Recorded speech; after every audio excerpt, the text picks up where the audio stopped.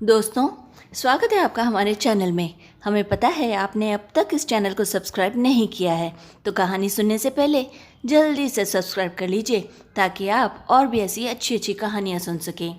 आज की कहानी है सुनहरे सपने। अपनी मंजिल पाने के लिए जुनून एक हद तक सही है, लेकिन व्यक्ति मान मर्यादा की सीमा लांघकर अपनी मंजिल पाए तो क्या उसे खुशी हासिल होगी? यही कहानी है प्रभा की। प्रभा भी अपने सपने को हकीकत बनाने के लिए राह पर जा रही थी, पर आगे धुंध ही धुंध थी। मम्मी, आज आप खाना बना लो, मुझे टेस्ट की तैयारियां करनी है। वो क्या है ना, आज से मेरे टेस्ट शुरू हो रहे हैं और अगले महीने एग्ज़ाम्स भी होंगे। ठीक है बेटी, माँ ने रूखेपन से जवाब दिया। अरे माँ, सच में टेस्ट है, मैं कोई बहाना नहीं कर रही। अच्छा ठीक है, कोई बात नहीं, प्रभा की माँ अनीता ने झिड़कते हुए जवाब दिया। प्रभा 16 वर्ष की बेहद खूबसूरत लड़की थी। अभी 12वीं में ही पढ़ रही थी। उसकी खूबसूरती के किस्से हर किसी के जुबान पर थे। प्रभा कई लड़कों के ख्वाबों की मलिका थी। वह अपने वजूद से महफिल की शमा को रोशन कर देती और अपनी किरण को आशिकों के दिलों में इस कदर उतार देती कि मानो उसके बिना पूरी कायनात अंधेरे में समा गई हो। हुस्न के साथ साथ ही तेज दिमाग सोने पे सुहागा होता है। प्रभा में ये दोनों खूबियाँ थीं। यही वजह थी उसके ऊंचे ख्वाब देखने की। वह एक मॉडल बनना चाहती थी और चाहती थी कि हर किसी की ज़ुबान पर केवल पड़ोसी का नाम हो। इतनी मशहूर होने का सपना वह आंखों में संजोए हुए थी। मॉडल बनने की इसी चाह में वह अपने जिस्म पर काफ़ी ध्यान देती और खूब सज धज कर कॉलेज या किसी फंक्शन में जाती थी। इतना सब होने के बावजूद प्रभा को अपने बुने हुए ख्वाब अफसाने ही लगते थे, क्योंकि होशंगाबाद जैसे छोटे से शहर में रहकर फेमस मॉडल बनना मुमकिन नहीं था। और फिर आज भी समाज में इस तरह के कामों को बुरी निगाहों से ही देखा जाता है। लेकिन प्रभा ने मन ही मन में ठान लिया था कि उसे अपने ख्वाबों को हकीकत बनाना ही है, चाहे उसे किसी भी हद तक क्यों न जाना पड़े। अपने ख्वाबों को पूरा करने के लिए वह सब कुछ न्योछावर करने को तैयार थी। यार सोनल, सुनना, मुझे तुझसे बहुत ज़रूरी बात करनी है। प्रभा ने अपनी सहेली सोनल के कंधे को धीरे से पकड़कर कहा। हाँ बोलना, क्या बात करनी है प्रभा? देख सोनल, तुझे तो पता है मैं कितनी खूबसूरत हूँ। प्रभा की बात बीच में काटते हुए सोनल ने उसके चेहरे को एक आशिक की तरह पकड़कर कहा। सच में जान, तुम तो बहुत खूबसूरत हो। मैं तो केवल तुमसे ही अभी इसी वक्त शादी करना चाहती हूँ। I love you. सोनल यार, मेरा मूड मजाक का बिल्कुल नहीं है। मैं सीरियस बात कर रही हूँ और तुझे हंसी मजाक की लगी हुई है। सुन प्रभा, मैं सच कह रही हूँ, तू बहुत खूबसूरत है। अच्छा यह सब जाने दे, अब बता क्या कहना चाह रही है तू? प्रभा संजीदगी से बोली। मैं आगे की पढ़ाई के साथ साथ मॉडलिंग भी करना चाहती हूँ ताकि अपने सपने पर जल्दी से जल्दी पहुँच सकूँ। हाँ तो कर ले, तेरे लिए कौन सी बड़ी बात है? वैसे भी तू एकदम मॉडल ही तो है। सोनल ने प्रभा की हौसला अफजाई की। सोनल की बात सुनकर प्रभा ने कहा, तेरी सारी बातें ठीक है, लेकिन मॉडल कैसे बना जा सकता है? इसके लिए क्या पढ़ाई करनी पड़ती है, यह सब तो मुझे मालूम ही नहीं है। हाँ प्रभा, ये तो सच है। और सोनल ने गहरी सांस लेकर पूरी हवा को सिगरेट के धुएं के स्टाइल से मुंह में बनाकर हवा में उड़ा दी। इस पर दोनों अपना सिर पकड़कर ऐसे बैठ गईं मानो कोई राह ही ना दिख रही हो। लेकिन किसी ने सच ही कहा है, जहाँ चाह वहाँ राह। परीक्षा की घड़ी नज़दीक आ गई और परीक्षा के बाद जब प्रभा अपने दोस्तों से मिली तो सभी एक दूसरे से सवाल जवाब करने लगे। तभी वहाँ पर पंकज आ गया। प्रभा, तुम्हारा पेपर कैसा हुआ? पंकज ने बड़ी ही उत्सुकता से पूछा। जी भैया, बहुत अच्छा हुआ, प्रभा नज़रें झुका कर बोली। पंकज प्रभा का बड़ा भाई था। प्रभा के अलावा घर में मम्मी पापा और एक छोटी बहन रागिनी भी थी जो 10वीं के पेपर दे रही थी। प्रभा के पापा दीपक पाटीदार थे। आमदनी साल भर में इतनी हो जाती थी कि घर का खर्च बड़ी आसानी से चलता था, लेकिन शौक पूरे नहीं किए जा सकते थे। रागिनी एकदम सिंपल लड़की थी। उसे अपनी दीदी की तरह सजने संवरने का बिल्कुल भी शौक नहीं था। 12वीं के एग्ज़ाम के बाद कोई काम ढूंढने के लिए परेशान होता है तो कोई अच्छी जगह एडमिशन के लिए। रोहित आते ही सोनल को देखकर मुस्कुराया। कैसा हुआ पेपर सोनल? ठीक ही हुआ, सोनल ने मुंह बनाकर कहा। अपना बताओ, तुम्हारा पेपर कैसे गया? सब ठीक है यार, इतने नंबर तो आ ही जाएंगे कि फिर से स्कूल में नहीं पढ़ना पड़ेगा। यह कहते हुए रोहित की नज़र प्रभा की तरफ टिक गई, लेकिन प्रभा उसकी इस हरकत से पूरी तरह से बेपरवाह आलिया से बातें करने में मशगूल थी। दरअसल रोहित पिछले 2 वर्षों से प्रभा की चाहत में बुरी तरह से पागल था, लेकिन कभी दाल ही नहीं गली। हार कर रोहित ने अपना ध्यान वहाँ से हटाकर उसकी राह से हटकर सोनल की ज़िंदगी में लगा दिया। प्रभा, तुम आगे की पढ़ाई करोगी या नहीं? आलिया ने उससे पूछा। हाँ आलिया, मुझे बीकॉम तो करना है, प्रभा ने जल्दी से जवाब दिया। इसके लिए तुम्हें बड़े शहर में दाखिला लेना होगा, सोनल तपाक से बोल पड़ी थी। प्रभा रेशम जैसे बालों को उंगलियों में नचाते हुए बोली, यही तो मुश्किल है यार, कैसे होगा? किस शहर जाऊं और किसके साथ जाऊं, ये इसी सोच बूझ में लगी पड़ी हूँ। इसी उलझन में शाम हो गई और सभी एक दूसरे से गले मिलकर विदा लेने लगे। बस अब किसी तरह माँ और पापा को मनाना पड़ेगा। घर पहुंचकर प्रभा ने अपनी बाहों की माला अपने माँ के गले में डालकर जिस्म को ढीला छोड़ दिया। माँ उसकी बातें समझने लगी थी और मुस्कुराते हुए बोली, बेटा क्या बात है, आज अपनी माँ पर बहुत प्यार आ रहा है। मम्मी, आप तो जानती हैं ना, आपसे एक बात कहूँ? प्रभा ने ज़रा से झिझकते हुए कहा। हाँ बोल, क्या बात है? वैसे भी आज मैं बहुत खुश हूँ, अनीता उसके गालों को प्यार से खींचकर बोली। अब प्रभा के सामने दिक्कत यह थी कि वह अपनी मम्मी से किस तरह बात शुरू करे और कहाँ से, लेकिन शुरू तो करना ही था। इसीलिए उसने बड़ी हिम्मत करके अपनी माँ से कहना शुरू किया, मम्मी, बात यह है कि मैं आगे की पढ़ाई के लिए इस शहर से बाहर जाना चाहती हूँ। यह कहने के साथ ही प्रभा अपनी माँ की आंखों में आंखें डालकर बड़ी ही बेसब्री से उनके जवाब का इंतज़ार करने लगी। अनीता की सांस जहाँ की तहाँ रुक गई। उन्हें कुछ समझ में नहीं आ रहा था कि इस बात का वह क्या जवाब दे, क्योंकि वह अपने पति को अच्छी तरह से जानती थी कि वह इस बात के लिए बिल्कुल नहीं मानेंगे। कुछ लम्हों के बाद गहरी सांस छोड़कर यह कहते हुए खड़ी होकर जाने लगी कि इस बात की इजाज़त तो तेरे पापा ही देंगे ना। प्रभा को एक पल के लिए अपने ख्वाब टूटते हुए लगे, लेकिन दूसरे ही पल उसने संभल कर बोला, मम्मी आप पापा से बात कर लो ना प्लीज़, मुझे बड़ा शौक़ है कि पढ़ लिख कर आप लोगों का नाम रोशन करूं। हाँ अच्छा ठीक है, बात करके देखती हूँ। माँ ने इशारे से हामी भरी और चुपचाप अंदर चली गई। प्रभा का सोच सोच कर बुरा हाल हो गया था। अगर पापा ने मना कर दिया तो? नहीं नहीं, ऐसा नहीं हो सकता। खुद ही सवाल करके जवाब भी खुद ही दे देती। उस रात प्रभा की आंखों से नींद कोसों दूर थी। सारी रात करवट बदल बदल कर सुबह कर दी, लेकिन अगली सुबह इतनी खूबसूरत होगी उसने सोचा ही नहीं था। अब ख्वाबों को हकीकत बनाने में वह जादुई छड़ी उससे मिल गई थी। पापा मान गए थे, प्रभा आगे की पढ़ाई कर सकती है। 12वीं का रिजल्ट भी आ गया। प्रभा ने स्कूल में टॉप किया था। प्रभा के साथ घर वाले भी बहुत खुश थे। खुश भी क्यों न हो, बेटी ने उनका सिर फख्र से ऊंचा जो कर दिया था। अब भोपाल के अच्छे कॉलेज में प्रभा का बीकॉम में एडमिशन हो गया। वह अब पीजी में रहने लगी। उसका कॉलेज पीजी से आधे घंटे का फासले पर ही था, जिसे वह बस से तय करती थी। प्रभा को आए हुए अभी केवल 2 महीने ही हुए थे कि 5 सितंबर नज़दीक आ गया, यानी टीचर्स डे। इसके लिए क्लास के कई लड़के लड़कियों ने तरह तरह के सांस्कृतिक प्रोग्राम करने के लिए तैयारियां शुरू कर दी थी। प्रभा को बड़ी जगह पर हुनर दिखाने का पहला मौका हाथ आया हुआ था, इसलिए वह किसी भी कीमत पर इसे गंवाना नहीं चाहती थी।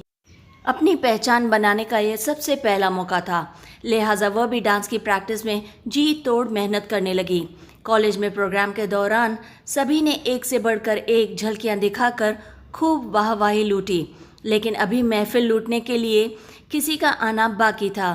तू शायर है मैं तेरी शायरी, माधुरी की तरह डांस करती प्रभा की परफॉर्मेंस देखकर हर तरफ तालियों की ताल सुनाई देने लगी। सभी के जुबान पर यही गीत खुद ब खुद चलने लगा था। खैर, जब प्रभा स्टेज से ओझल हुई तब जाकर स्टूडेंट्स शांत हुए। लगभग 1 बजे तक प्रोग्राम चला। सभी टीचर्स के साथ ही लड़कों के बीच प्रभा को मुबारकबाद देने की होड़ सी लग गई थी। प्रभा के लिए ऐसा एहसास था जैसे हकीकत में वह कोई बहुत बड़ी सेलिब्रिटी हो। जितने भी लड़के थे, सारे के सारे लड़के सभी उसके एकदम करीब हो जाना चाहते थे और यही मंशा प्रभा की भी थी। घंटे भर बाद जब भीड़ थोड़ी कम हुई, तभी किसी की आवाज़ ने उसके कानों में दस्तक दी। उसने मुड़कर पीछे देखा। एक हैंडसम लड़के ने उसे मुबारकबाद देने के लिए अपना हाथ आगे बढ़ाया। प्रभा उसे नज़रअंदाज ना कर सकी और अपने नर्म व नाजुक हाथों को उसने चुपचाप आगे बढ़ा दिया। आप बहुत अच्छा डांस करती हैं। देखकर ऐसे लगा कि स्टेज पर माधुरी जी खुद ही परफॉर्मेंस दे रही हो। उसने बड़ी ही सादगी से तारीफ़ की। जी शुक्रिया, मैं इतनी तारीफ़ के लायक नहीं कि आप मेरी इतनी तारीफ़ करें, प्रभा सकुचाते हुए बोली। मैं सच कह रहा हूँ, आपने वाकई में बहुत अच्छी परफॉर्मेंस दी है। अनजान लड़के ने बेबाकी से अपनी बात उसके सामने कही। वैसे मेरा नाम राज है और आपका? अरे इतनी भी क्या जल्दी है? प्रभा मुस्कुराई। सोच रहा हूँ जो दिखने में इतनी खूबसूरत है उसका नाम कितना खूबसूरत होगा। मेरा नाम प्रभा है।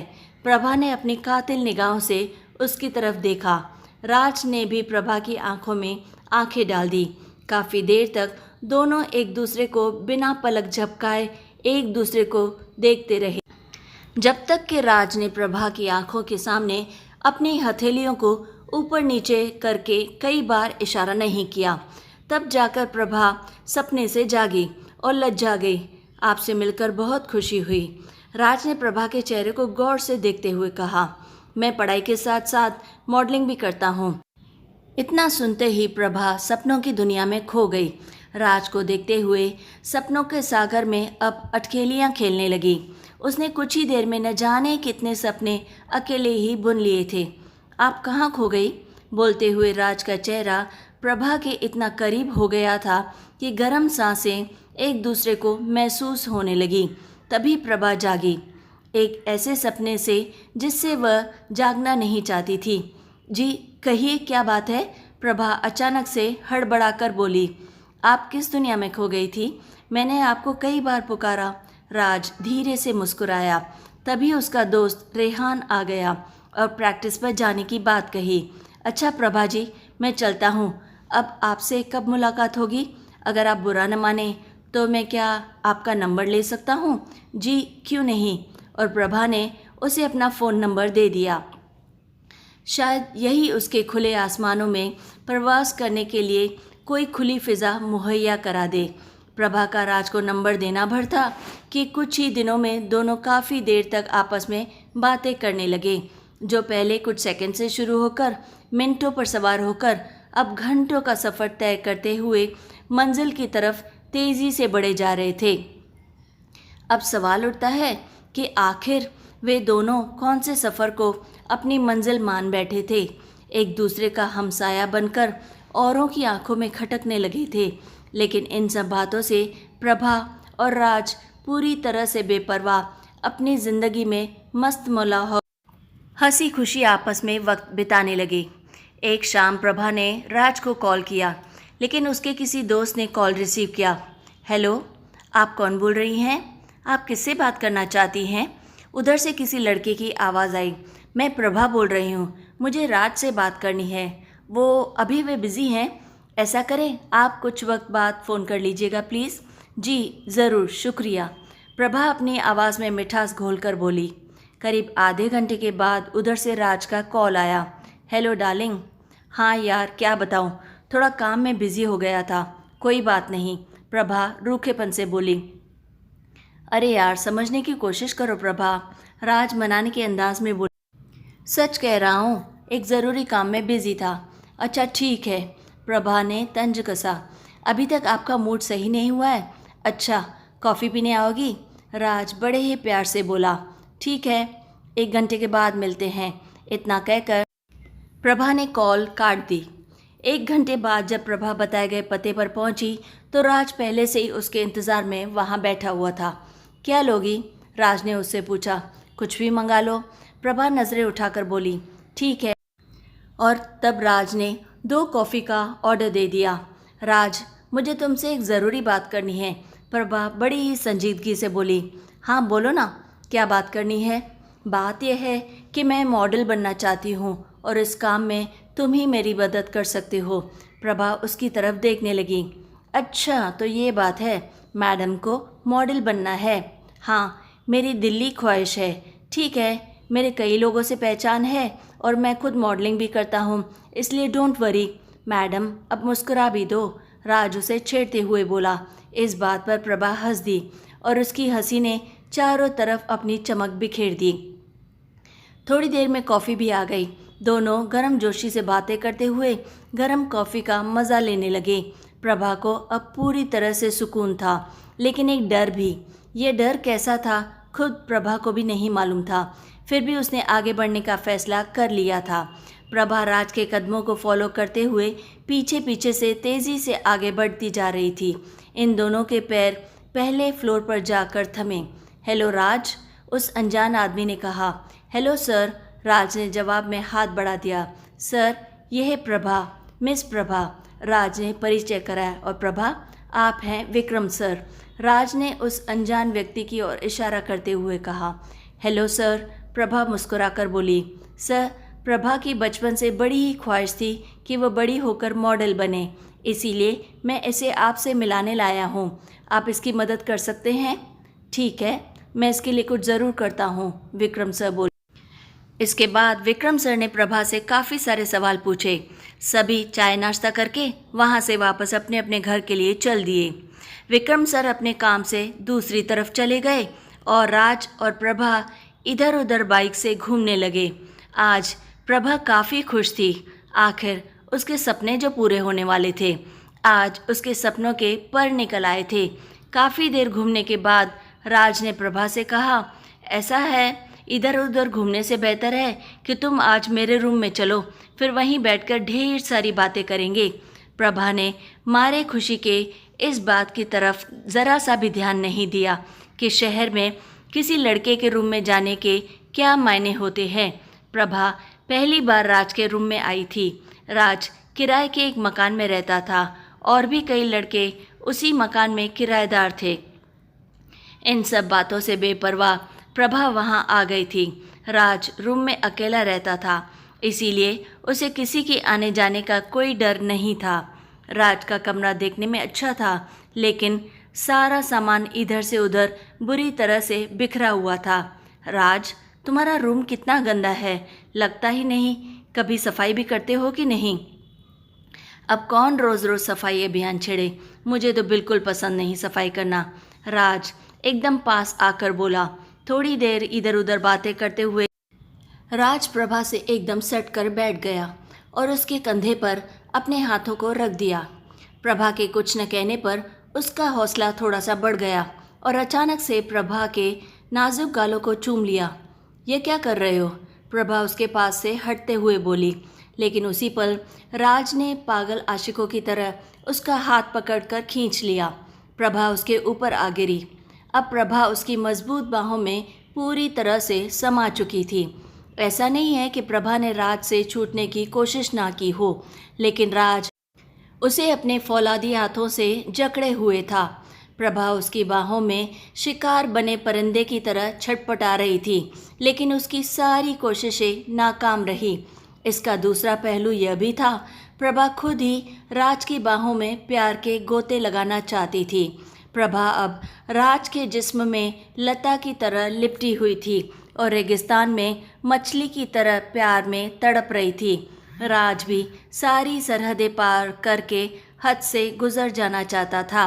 प्यार की तड़प, जज्बातों की प्यास और जिस्म की आग दोनों तरफ से इस कदर लगी हुई थी कि उन्हें अच्छे बुरे की सुध ही ना रही। रफ्ता रफ्ता यह सिलसिला चलता रहा और प्यार करने की चाहत दिन ब दिन बढ़ती चली गई। लेकिन क्या यह प्यार था या सिर्फ चाहत, या दो जिस्मों की प्यास बुझाने के लिए यह रिश्ता? इस रिश्ते का नाम कुछ भी हो, एक बात तो तय थी कि इनमें से कोई भी ईमानदार नहीं था। प्रभा को मॉडल बनना था और राज को जिस्म की आग ठंडी करनी थी। दोनों केवल अपने मतलब की वजह से एक दूसरे से जुड़े हुए थे। प्रभा अपने ख्वाबों को हकीकत बनाने के लिए अपना सब कुछ दांव पर लगा चुकी थी। उसे सिर्फ कामयाबी चाहिए थी, फिर चाहे जैसे मिले।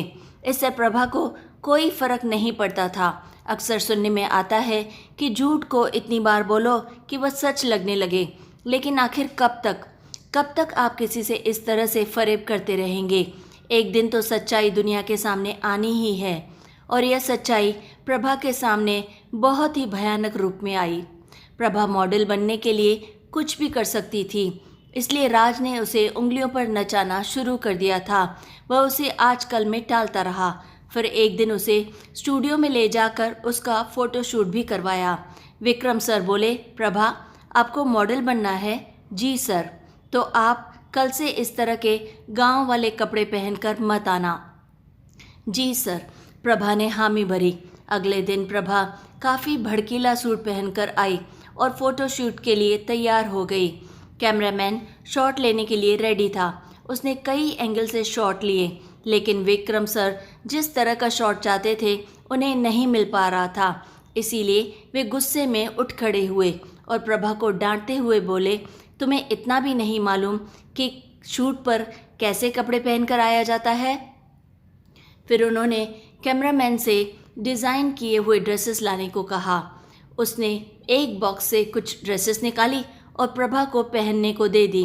प्रभा जब चेंजिंग रूम में गई और एक ड्रेस पहनी तो वहीं लगे आईने में देखा तो बुरी तरह से शर्मा गई। जो ड्रेस उसने पहनी थी उससे बमुश्किल ही उसका जिस्म छिपा जा रहा था, लेकिन यह सब तो उसे करना ही था। इसी तरह कई ड्रेसेस में उसने कई पोज दिए। प्रभा आज काफ़ी नर्वस थी। उसकी हालत देखकर राज उसे करीब आकर बोला, प्रभा यह सब तो करना ही पड़ेगा, अब मॉडल जो बनना है। हाँ राज, फिर भी मुझे कुछ अच्छा नहीं लग रहा, प्रभा उदासी से बोली। रात को प्रभा काफ़ी देर तक छत से लटकते हुए पंखे को निहारती रही। क्या मैं जो कर रही हूँ ठीक है, या मॉडल बनने के चक्कर में किसी दलदल में फंस गई हूँ? काफ़ी देर तक वह जागती रही, लेकिन उसके लिए किसी नतीजे पर पहुँचना मुश्किल था। एक तरह से बचपन से पाला हुआ ख्वाब था, तो दूसरी तरफ ख्वाबों को हकीकत में बदलने का मौका, और इस मौके में कई तरह से आए हुए खौफनाक मोड़। आज प्रभा का फ़ोटोशूट भोपाल से बाहर एक फार्म हाउस में होना था, इसीलिए थोड़ी देर बाद प्रभा तैयार होकर राज की बाइक पर शहर से दूर किसी हाईवे पर फर्राटा भरते हुए चली जा रही थी। करीब 40 मिनट बाद उनकी बाइक हाईवे से उतरकर एक ऊबड़ खाबड़ सड़क पर हिचकोले खाते हुए अपनी मंजिल की तरफ बढ़ी जा रही थी। बाइक एक आलीशान फार्म हाउस के सामने आकर रुकी। राज ने हॉर्न बजाया तो सामने से गेट खुला। फिर दोनों साथ अंदर चले गए। वहां जाकर प्रभा ने देखा कि फार्म हाउस काफ़ी बड़ा है। सामने ही उसे विक्रम सर नज़र आ गए। प्रभा ने उनसे नमस्ते कहा।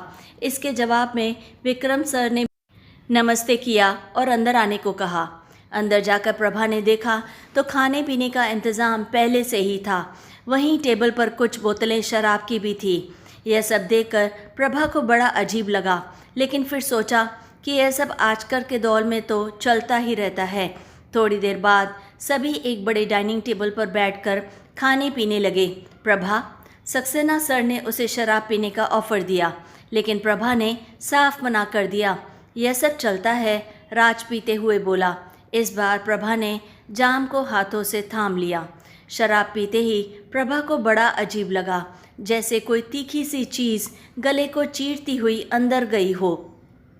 विक्रम सर और राज पर शराब का सुरूर चढ़ा तो उन्होंने इधर उधर की भद्दी बातें करनी शुरू कर दी। थोड़ी ही देर में विक्रम सर ने प्रभा को अपने पास बुलाया और हाथ पकड़कर उसे अपनी गोद में बैठा लिया और बुरी तरह से छेड़खानी करने लगे। सर, आप क्या कर रहे हैं? यह सब गलत है, प्रभा ने कहा। लेकिन सही और गलत की किसे परवाह थी? तुम्हें मॉडल नहीं बनना क्या? देखो प्रभा, ज़िंदगी में अगर कुछ बड़ा करना है तो यह सब गलत नहीं है, और मेरे कुछ करने से तुम्हारी खूबसूरती में कोई कमी नहीं आएगी, समझी तुम?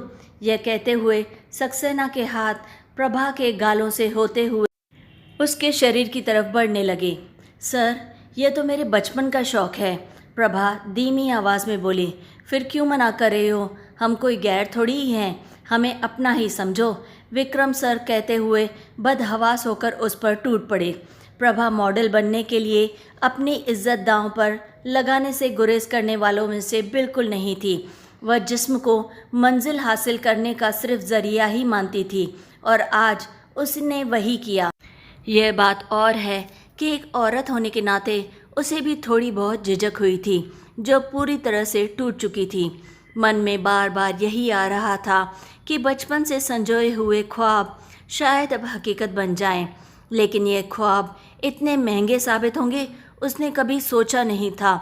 लेकिन महंगे ख्वाब आसानी से पूरे भी तो नहीं होते हैं, इस बात का एहसास उसे अब तक हो चुका था। तब भी तो अब प्रभा इस खेल में मंझी हुई खिलाड़ी की तरह विक्रम का साथ दे रही थी। यह सब करते हुए अब उसे कोई पछतावा नहीं हो रहा था, बल्कि एक जिंदगी का अहम हिस्सा मानकर अपने सपनों के साथ अपनी लाइफ भी एंजॉय करने लगी थी। उसे अपनी मंजिल अब मिल गई थी। पर ज़रा सोचिए, क्या यह सही निर्णय है? क्या हमें इस तरह का ज़िंदगी में समझौता करना चाहिए? अगर सपने इस तरह से सच होते हैं तब दुनिया की हर किसी लड़की को अपने सपने ही बदल लेने चाहिए। इस तरह का समझौता कभी नहीं करना चाहिए, वे फिर कितने भी ज़रूरी क्यों ना हो। तो दोस्तों, कैसी लगी आपको कहानी? हमें कमेंट्स में अपनी राय ज़रूर बताएं कि आपको यह कहानी कैसी लगी, और फिर रोज़ की तरह कहानी को लाइक और शेयर ज़रूर करें, और फिर हमारे चैनल को सब्सक्राइब करना बिल्कुल ना भूलें, ताकि आप आगे चल के और भी ऐसी अच्छी सी कहानियाँ सुन सकें। और अब रोज़ की तरह लाइक, शेयर एंड सब्सक्राइब।